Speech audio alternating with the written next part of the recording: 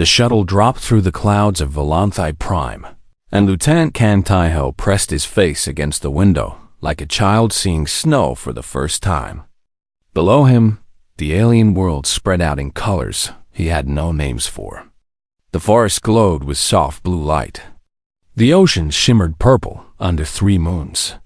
Crystal towers rose from the ground like frozen lightning, catching the light of the distant sun and throwing rainbows across the land. Taiho was 32 years old. He had served in the human military for 10 years. He had fought in 2 wars, survived 3 space battles, and earned more medals than he could fit on his uniform. But nothing in his life had prepared him for this moment. He was about to meet an alien princess. The shuttle landed on a platform, made of something that looked like glass but felt warm under his boots. 2 Volanthi guards waited for him. They stood almost 8 feet tall, their bodies thin and graceful like dancers.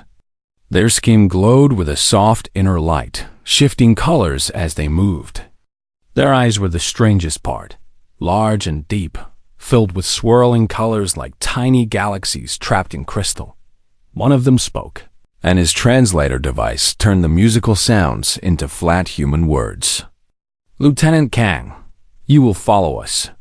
Taiho grabbed his single bag and followed. He had been told to bring little. The Volanthi would provide everything he needed. His orders were simple. Guard the princess. Keep her safe. Do not cause any diplomatic problems. The walk through the palace took almost an hour. The building was not just big. It was impossible. Hallways curved in ways that hurt his eyes. Rooms seemed larger on the inside than the outside. Gravity shifted gently as they walked, so sometimes they were walking on what felt like a ceiling. Taiho tried not to stare at everything. He failed. The Volanthi were one of the oldest species in the galaxy. They had built their civilization when humans were still figuring out how to make fire. They had mapped the stars when humans were still living in caves. They had created art, music, and technology that humans could barely understand. And yet, when humanity had finally reached the stars, the Volanthi had welcomed them with open arms. Some people thought it was kindness. Others thought the Volanthi found humans amusing, like pets or children. Taiho did not know what to think. The guards stopped before a door that seemed to be made of frozen water. One of them touched it, and it melted away like morning mist. Inside was a garden. That was the only word Taiho could think of, though it was not quite right. Plants grew everywhere, but they were not like any plants he had ever seen. Some floated in the air.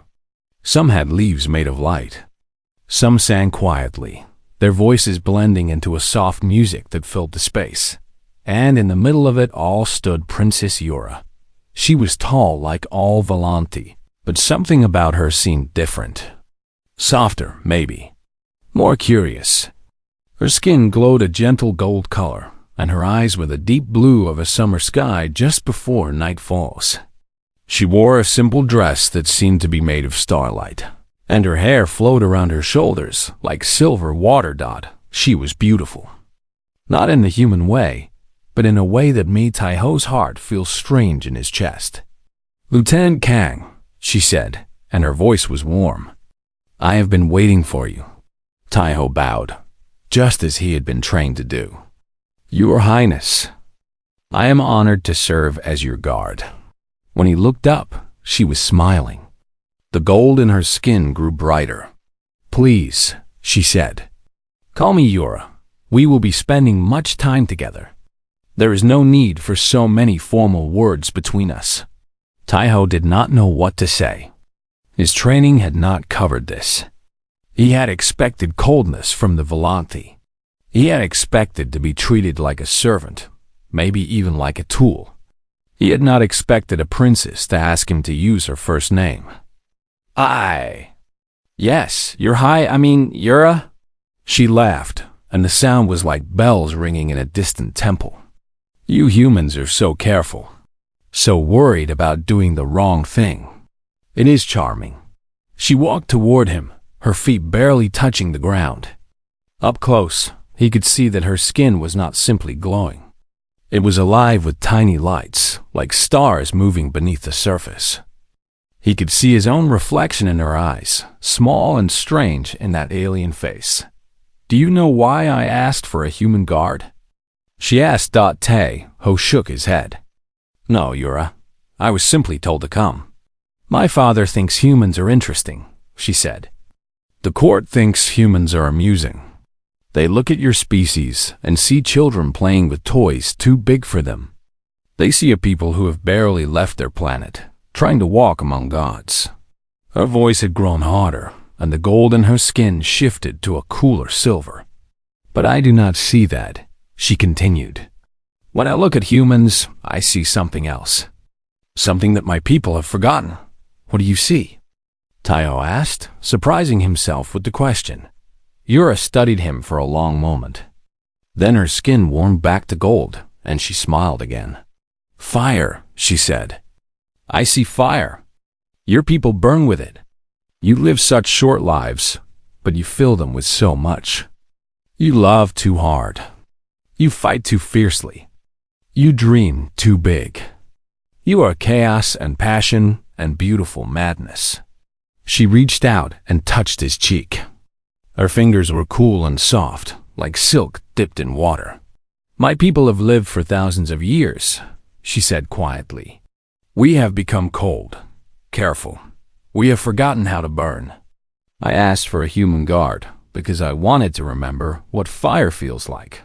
Tae-ho stood very still, his heart beating fast in his chest. He did not know what to say. He did not know what to feel. This was not what he had expected. This was not what he had prepared for. But somewhere deep inside him, in a place he rarely looked, something sparked to life. "I will do my best," he said finally, "to keep you safe. And maybe to show you what fire looks like." Yura's smile grew wider, and her eyes sparkled with those impossible galaxy colors. "I think," she said, "that we're going to be great friends." Kang Tae-ho. She turned and walked deeper into the garden, and after a moment, Tae-ho followed. Behind them, the door reformed from mist back into ice, sealing them away from the rest of the palace. The first day of his assignment had begun, and already, everything he thought he knew was starting to change. That night, Tae-ho lay in his room, staring at the ceiling that showed him the stars outside. He thought about Yura's words, about fire and burning and all the things she had said about humans. He had always thought of himself as ordinary, a soldier doing his job, a man following orders.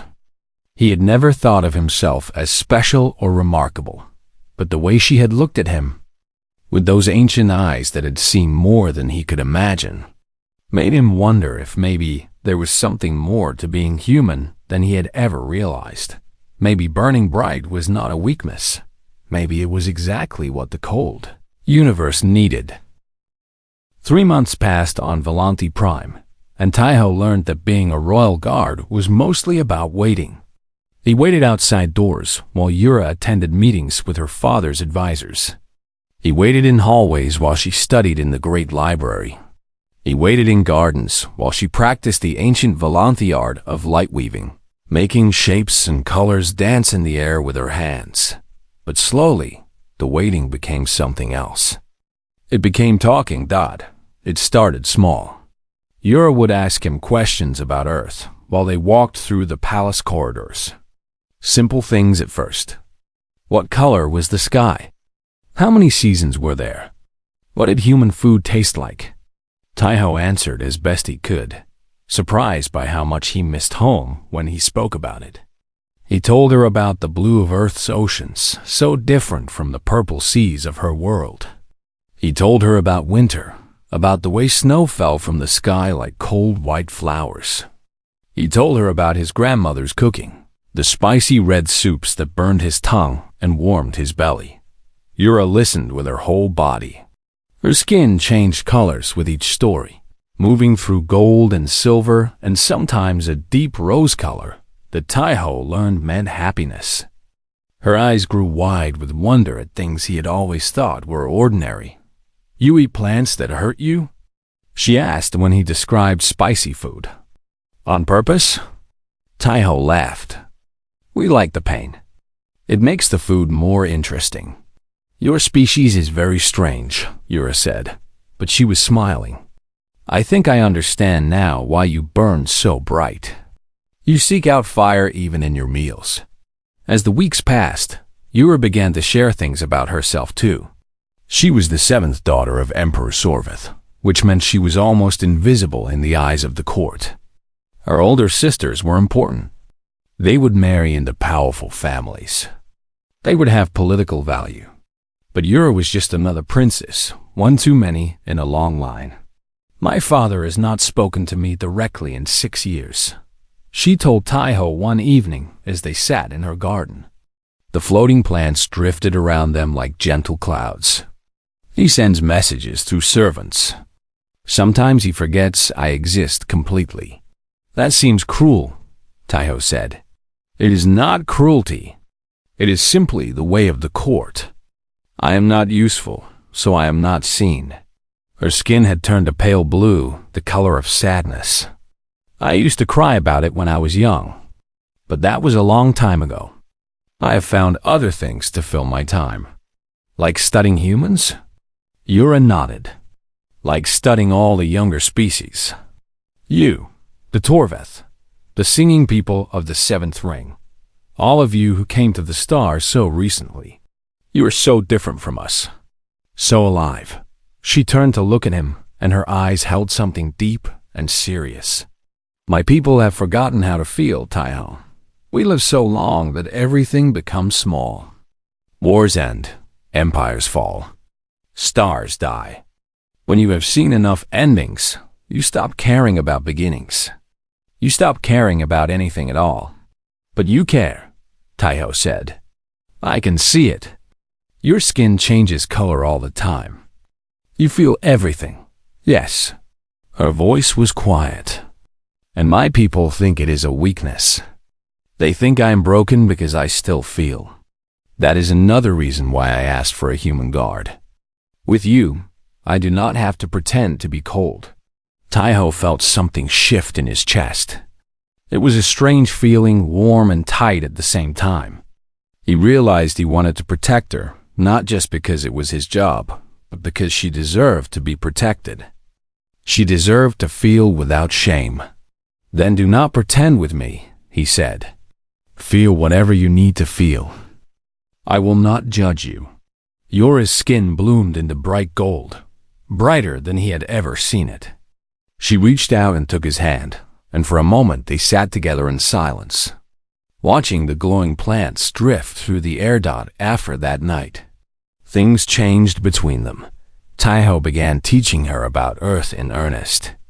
He told her about his childhood in Seoul, about the tall buildings that reached for the sky like metal trees. He told her about his father, who had worked in a factory all his life and died with rough hands and a gentle heart. He told her about his mother, who still sent him messages across the stars every week, asking if he was eating enough. "She sounds wonderful," Yura said. "I would like to meet her someday." "She would probably try to feed you," Taiho said. "That is what she does. Whenever anyone visits, she cooks enough food for 20 people." "I would like that," Yura said softly. "No one has ever cooked for me. We have machines that make our food. It is perfect every time. But I think imperfect food made with love might taste better." Taiho thought about his grandmother's soup, how it was different every time she made it, how sometimes there was too much salt and sometimes not enough pepper. He thought about how those imperfections made it feel real, made it feel like home. "It does," he said. "It really does." Yura taught him things too. She showed him the hidden places of the palace, secret gardens, and forgotten rooms that nobody visited anymore. She taught him words in Old Volante, the ancient language that only scholars remembered. She laughed at his pronunciation, which was terrible, but she never stopped encouraging him to try again. "Say it again," she would say, her eyes sparkling. "You almost have it." "I sound like a dying animal," Taiho would complain. "Yes, but a very charming dying animal." One day, she took him to the very top of the palace, to a room made entirely of crystal that looked out over the whole world. 3 moons hung in the sky, and the stars seemed close enough to touch. "This is my favorite place," Yura said. "I come here when I want to remember that I am small, that my problems are small, that everything is small compared to the universe." "Does that help?" Taiho asked. "Feeling small?" "Sometimes. When the court makes me feel worthless, I come here and look at the stars and remind myself that none of it matters. In 1,000,000 years, the Volanthi Empire will be dust, but the stars will still be burning." Taiho looked out at the infinite darkness, at the points of light that represented billions of worlds, billions of lives. "My people believe the opposite," he said. "We believe that because nothing lasts forever, everything matters. Every moment, every choice, every person you love." Yura turned to look at him, and her skin shifted through colors he could not read. "That is beautiful," she said. "And terrifying. How do you bear it? Knowing that everyone you love will die? Knowing that you will die?" Taiho thought about the question for a long time. It was the kind of question that had no easy answer. "I do not know," he said finally. "Maybe we do not bear it. Maybe we just keep living anyway. Keep loving anyway. Because the alternative is to stop feeling, and that seems worse than any pain." Yura was quiet for a moment. Then she moved closer to him, close enough that he could feel the cool warmth of her body beside his. "Teach me," she said quietly. "Teach me how to live like that. How to burn even when you know the fire will end." Taiho looked at her, at this ancient alien princess who had seen more years than he could imagine, asking a simple human soldier to teach her about life. "I will try," he said. "But you have to promise to teach me something too." "What?" "How to see the universe the way you do. How to find peace in being small." Yura smiled, and her skin glowed like a sunrise. "I think," she said, "that we have much to teach each other." Outside the crystal room, the 3 moons crossed paths in the sky, and for a moment they formed a perfect triangle of light. Taiho did not know what it meant, but it felt like a beginning, like something important was about to start. The attack came on the night of the Emperor's birthday. The whole palace was celebrating. Thousands of Volanthi nobles had gathered in the great hall, their glowing bodies creating a sea of shifting colors.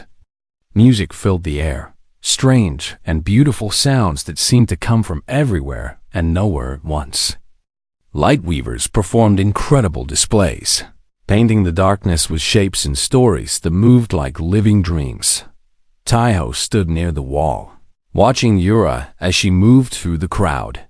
She was wearing a gown made of captured starlight, and her skin glowed a warm amber color. She looked happy, smiling at the other nobles, laughing at their jokes. But every few minutes, she would look back at him and give him a small, secret smile that was just for him. Those smiles had become the best part of his days. The party went on for hours. Taiho watched and waited, as he always did. His eyes moved constantly over the crowd, looking for anything wrong, anything out of place. This was what he had been trained to do. This was his purpose, and that was how he noticed the shadows. They were small things, barely visible. A flicker of movement near the doorway. A slight bending of light that should not have been there. Most people would have missed them completely. Most people were not trained soldiers who had spent 10 years learning to see what others could not. Taiho moved before he could think. His body knew what to do even when his mind was still catching up. He pushed through the crowd, ignoring the angry sounds from the nobles he bumped aside. His eyes stayed locked on Yura. Three figures appeared out of nowhere. Their bodies were covered in some kind of technology that bent the light around them, making them almost invisible. They moved fast, faster than any Volanthi Taiho had ever seen. And they were heading straight for the princess. Taiho ran. He had never run so fast in his life. His legs burned. His lungs screamed. But all he could think about was reaching her. All he could see was Yura turning, her eyes going wide with surprise, her skin flashing white with fear. The first attacker raised a weapon that glowed with deadly light. Taiho threw himself forward, tackling Yura to the ground just as the plasma blast cut through the air above them. The heat of it singed his hair. "Stay down," he growled, pushing her behind him. Then he turned to face the attackers. They were Volanthi, he realized. Not some alien enemy, but members of her own species. Their skin had been painted black, hiding their natural glow. Their eyes burned with hatred. "Human filth," one of them hissed. "You do not belong here. None of your kind belong here." Taiho did not waste time with words. He had learned long ago that talking in a fight got you killed. Instead, he moved. The first attacker did not expect a human to be fast. They thought humans were slow, weak, clumsy creatures who could not match Volanthi grace. They were wrong. Taiho grabbed the attacker's weapon arm and twisted. He heard something crack. The Volanthi screamed. Taiho used the momentum to throw the attacker into the second one, sending them both crashing to the floor. The third attacker swung a plasma blade at his head. Taiho ducked, feeling the heat pass inches above his skull. He came up inside the attacker's guard and drove his elbow into their throat. They went down, gasping, but the first two were already getting up. And one of them had another weapon. Taiho saw the blast coming. He could not dodge it. He could only do one thing. He stepped into it. The plasma hit his side like fire and lightning combined. Pain exploded through his body, worse than anything he had ever felt. He heard someone screaming and realized it was him, but he did not fall. He could not fall. Yura was behind him. He kept moving, kept fighting, even as his vision turned red at the edges, even as his legs tried to give out beneath him. He grabbed the attacker who had shot him and slammed their head into the floor. Once, twice, 3 times. Until they stopped moving. The last attacker tried to run. Taiho caught them before they made it 2 steps. He was not gentle when the palace guards finally arrived. They found 3 unconscious extremists and a human soldier kneeling on the floor, blood pouring from his side, still holding a protective position in front of the princess. Taiho, Yura was crying, her hands pressing against his wound. Her skin was white with terror, flickering with colors he had never seen before. "Taiho, please. Stay with me. Please do not leave me." He wanted to tell her that he was fine. He wanted to tell her not to cry. But his mouth would not work, and the darkness was coming fast. The last thing he saw before everything went black was her face. Beautiful and alien and full of tears, leaning over him like a moon over a dying world. He woke up 3 days later. The medical bay was quiet and white. Machines hummed around him, monitoring his body, keeping him alive. Everything hurt, but it was a distant hurt, dulled by whatever medicines they had given him. And Yura was there. She sat beside his bed, her hand wrapped around his. Her skin was gray, a color he had never seen on her before. He knew instinctively what it meant: grief, exhaustion, fear. "You are awake," she whispered. Her voice cracked on the words. "I was so scared, Taiho. I thought you were going to die." "Takes more than that," he managed to say. His voice was rough and weak. "To kill a stubborn human." She laughed, but it turned into a sob halfway through. Tears fell from her eyes, and where they hit the air, they turned into tiny crystals that floated away like sad little stars. "You foolish man," she said. You threw yourself in front of that blast. You could have died. You should have died. Why would you do that? It is my job, he said. I am your guard. No. Her grip on his hand tightened, and he felt warmth spreading through his body. He realized she was doing something, using some kind of Volanthi healing ability, giving him her own energy to help him recover. No, that is not enough. That cannot be the only reason. Nobody does what you did just for a job. Taiho was quiet for a moment. The truth was complicated. The truth was something he had been trying not to think about for weeks now. But he was too tired and too hurt to lie. Because you matter, he said simply. You matter more than anything else. Yora's skin shifted from gray to a soft pink, then to gold. Her eyes filled with fresh tears, but these were different somehow. Not tears of fear or sadness. I have to tell you something, she said. Something I should have told you a long time ago. Taiho waited, his heart beating faster despite his injuries. When my father decided to bring a human guard to the palace, I was the one who chose you. I searched through every personnel file in your military database.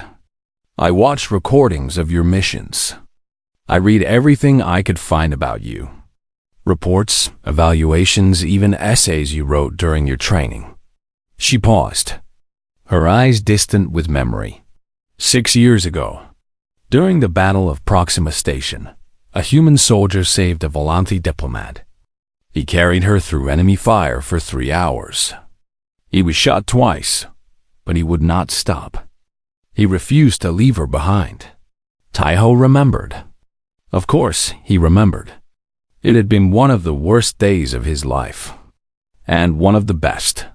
That diplomat was my teacher, Yura continued. My closest friend.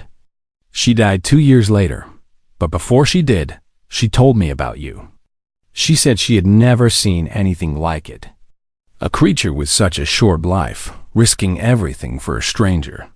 She said she finally understood why humans were special. Her hand came up to touch his face, cool and gentle. I chose you, Kan Taiho, long before they sent you to me. I chose you because you showed me what humanity really is. Not through words or books, but through action. Through sacrifice. Through love for a stranger. She leaned closer, her forehead almost touching his. I chose you because I wanted to know what it felt like to be loved by someone who burns that bright. Taiho stared at her. This ancient princess from the stars, and felt something break open inside him. Something he had been holding locked away for a very long time. Yura, he said. I do not know what to say. Then do not say anything, she whispered. Just get better. We have so much more to teach each other. She stayed by his side through the night, holding his hand, sharing her energy with him. And as Taiho drifted in and out of sleep, he thought about fire and ice, about burning bright and living long, about a princess who had chosen him across time and space. He thought maybe, just maybe, he understood now what love really meant.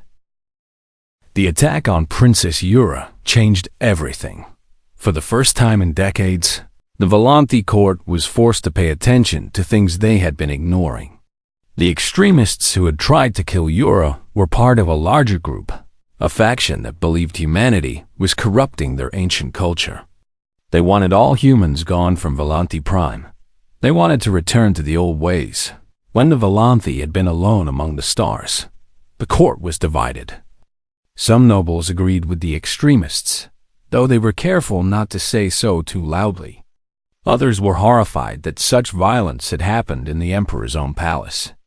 And some, a quiet few, were surprised to discover that they cared about what happened to the seventh princess and her human guard. Emperor Sorvath called for an audience. Taiho was barely healed when the summons came. His side still ached with every breath, and the doctors had told him he should rest for at least another month. But when an emperor called, you answered, even if you could barely walk. The throne room was the most beautiful and terrifying place Taiho had ever seen. The walls were made of some kind of living crystal that showed images of Volanthi history, thousands of years of glory and power playing out in shifting colors. The ceiling was open to the sky, showing the 3 moons and the endless stars beyond. And at the far end of the room sat Emperor Sorvath on a throne that seemed to be made of frozen white. He was old, older than anything Taiho had ever encountered. His skin was pale silver, almost white, and his eyes held the weight of centuries. When he looked at Taiho, it felt like being examined by a mountain. "Human," the Emperor said. His voice filled the room without effort. "You saved my daughter." Taiho bowed as low as his injured body would allow. "I did my duty, Your Majesty." "Your duty was to protect her. You did more than that. You nearly died for her." The Emperor's eyes were unreadable. "I have lived for 600 years. In that time, I have seen many acts of courage. But I have rarely seen anything like what you did." The court was silent, watching. Taiho could feel Yura somewhere behind him, her presence like a warm fire at his back. He wanted to turn and look at her, but he did not dare. "You have earned a reward," the Emperor continued. "Name what you desire, human. Wealth? A ship of your own? A position in my court? Whatever you ask that is within my power to grant, I will give you." The offer hung in the air like a challenge. Taiho could feel the nobles watching him, waiting to see what this primitive creature would demand. Some of them probably expected him to ask for gold or power. Others probably expected him to ask to go home. He surprised them all. "I want to continue my assignment," Taiho said. "I swore to protect Princess Yura. I am not finished." The silence that followed was absolute. Even the Emperor seemed surprised, his silver eyebrows rising slightly. "You would ask for nothing?" Sorva said. "No reward?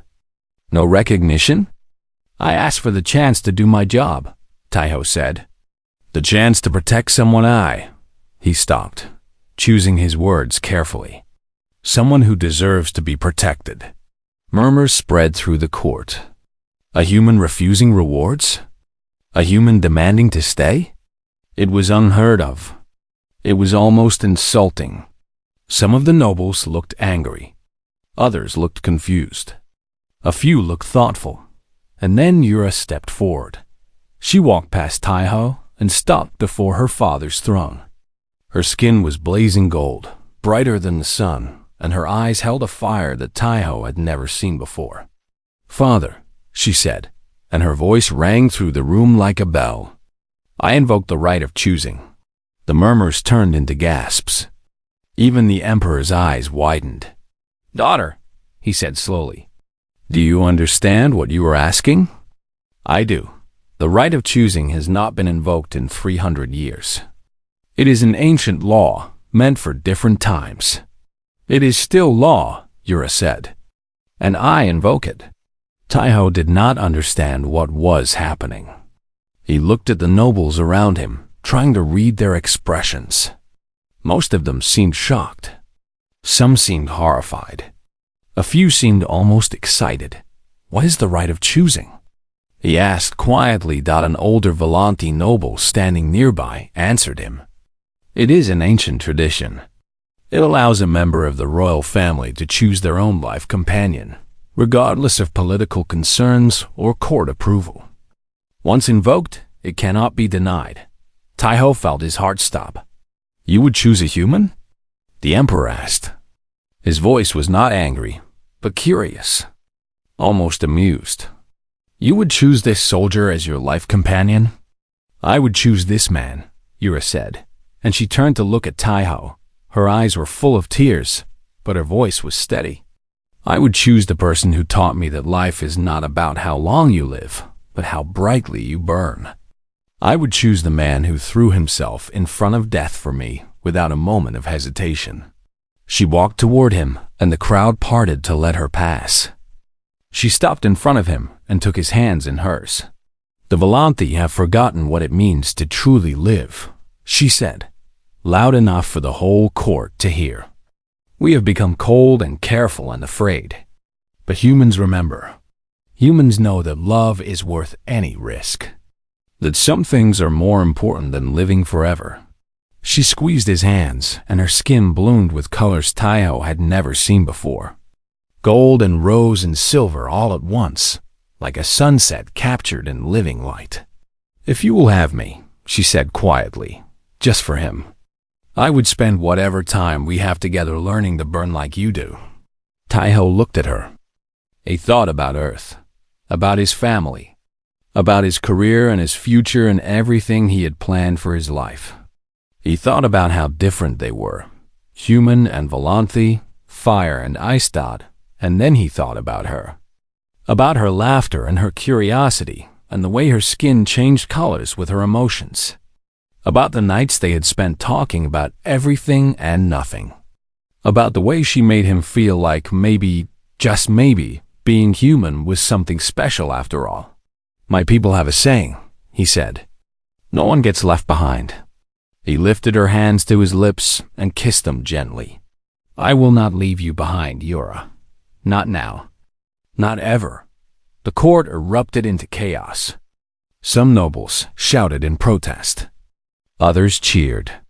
The emperor watched it all with ancient eyes that revealed nothing. But Taiho did not care about any of them.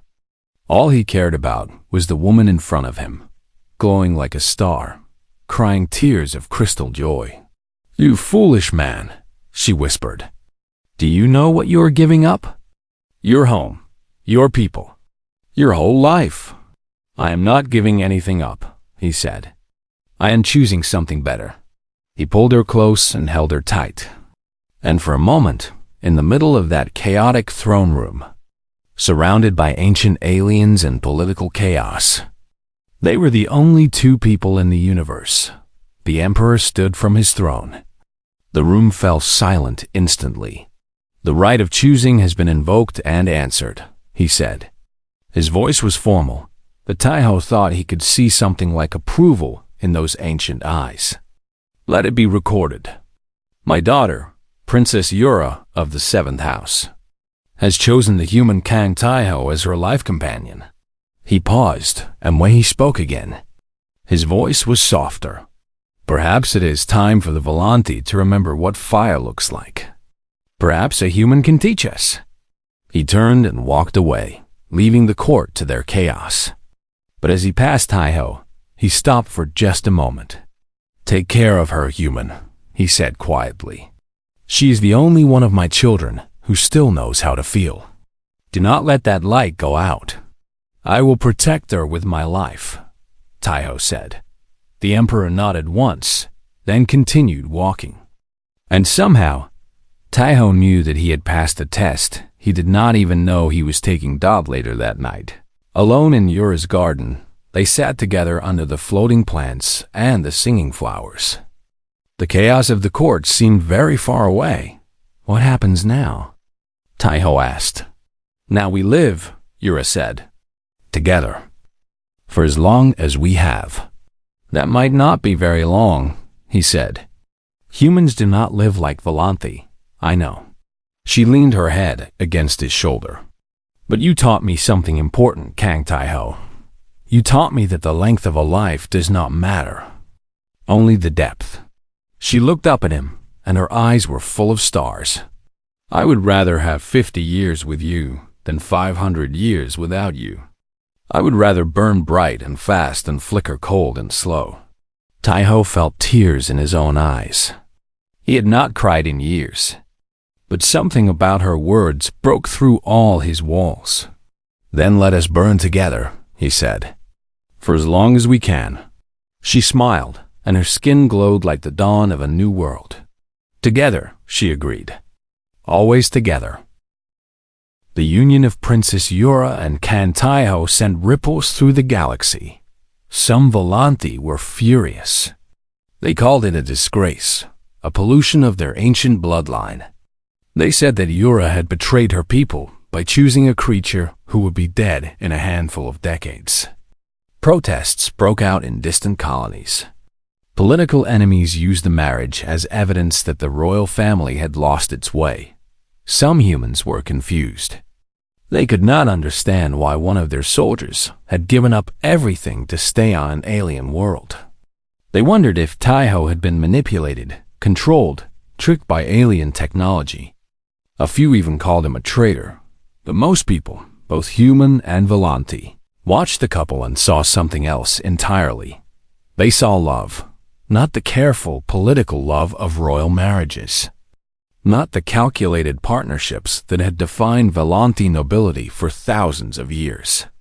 Real love, the kind that burned bright enough to cross the gap between species, between worlds, between everything that should have kept them apart. The wedding was held in the Crystal Palace, in the same throne room where Yura had invoked the right of choosing. Thousands attended. Millions more watched across the stars. Taiho wore a uniform of his own design, half human military, half Volanti formal wear. Yura wore a gown made of captured starlight, the same one she had worn when he first saw her. When they spoke their vows, they used both languages.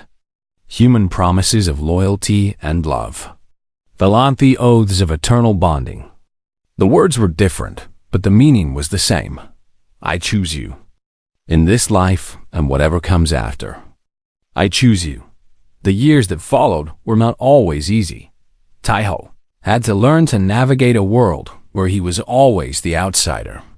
The Volanti court was a maze of politics and ancient grudges that he could barely understand.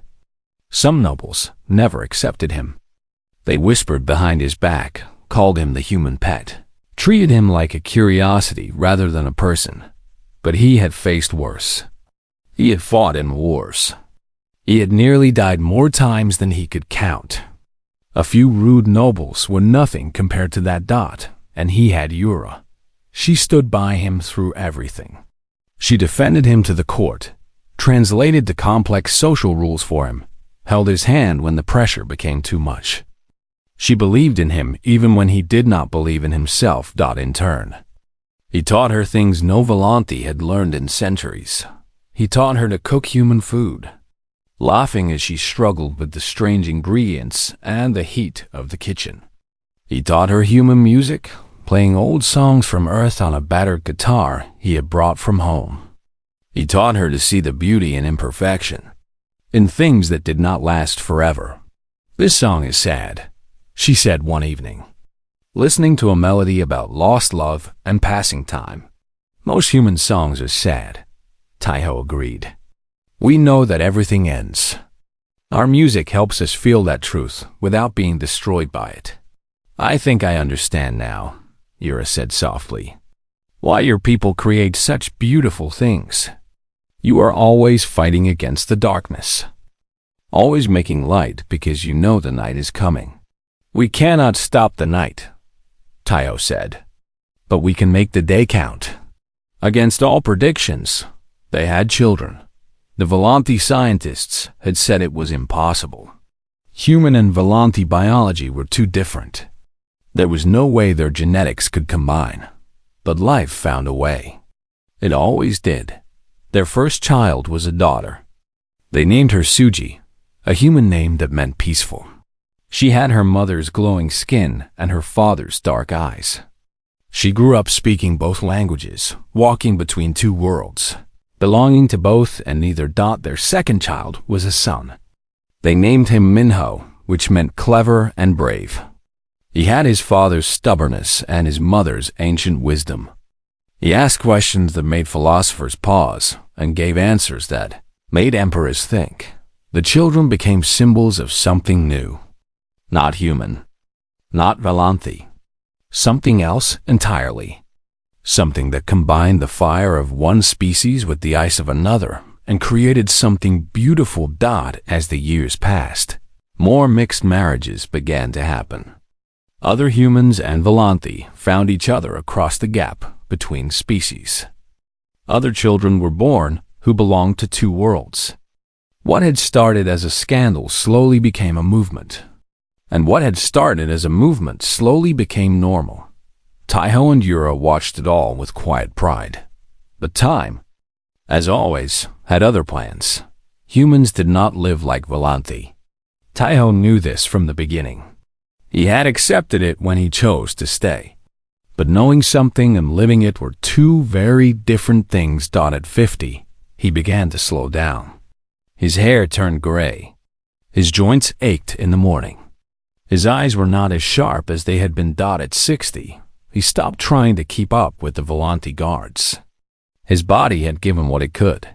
He spent more time in the gardens now, watching the floating plants and remembering all the years that had passed. At 70, he knew the end was coming. Yura had not aged a day. She was still as beautiful as the first moment he had seen her, her skin still glowing gold, her eyes still full of stars. She would live for centuries more after he was gone. The thought should have made him sad, but somehow it did not. He had given her everything he had. He had burned as bright as any human could burn, and she had given him something in return. She had shown him that even a short life could touch eternity. On the last day, they sat together in their garden.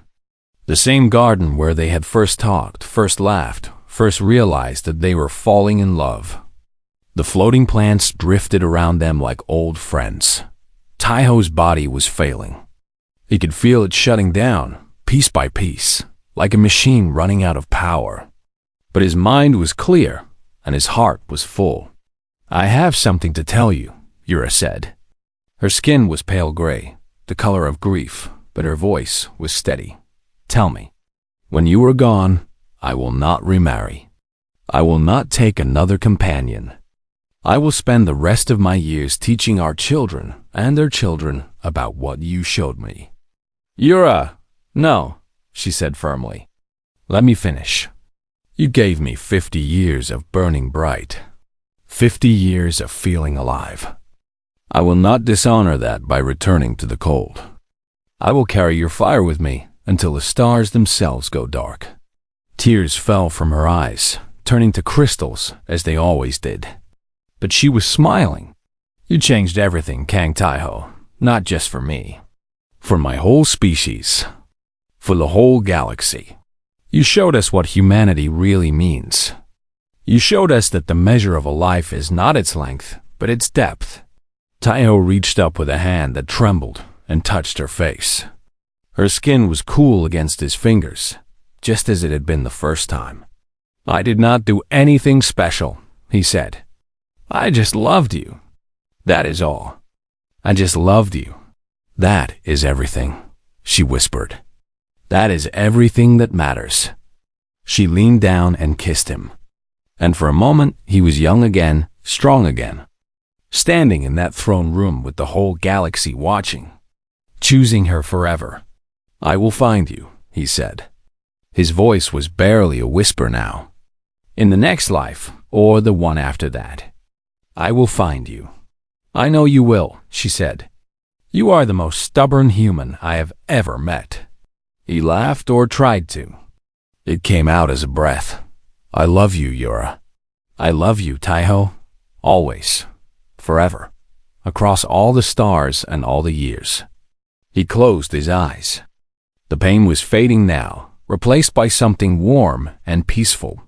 He could feel her beside him, feel her hand holding his, feel her love wrapping around him like a blanket of light. The last thing he heard was her voice, singing an old Volante lullaby. The last thing he felt was her lips on his forehead.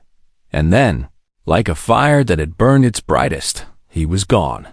The Volante Empire declared a day of mourning.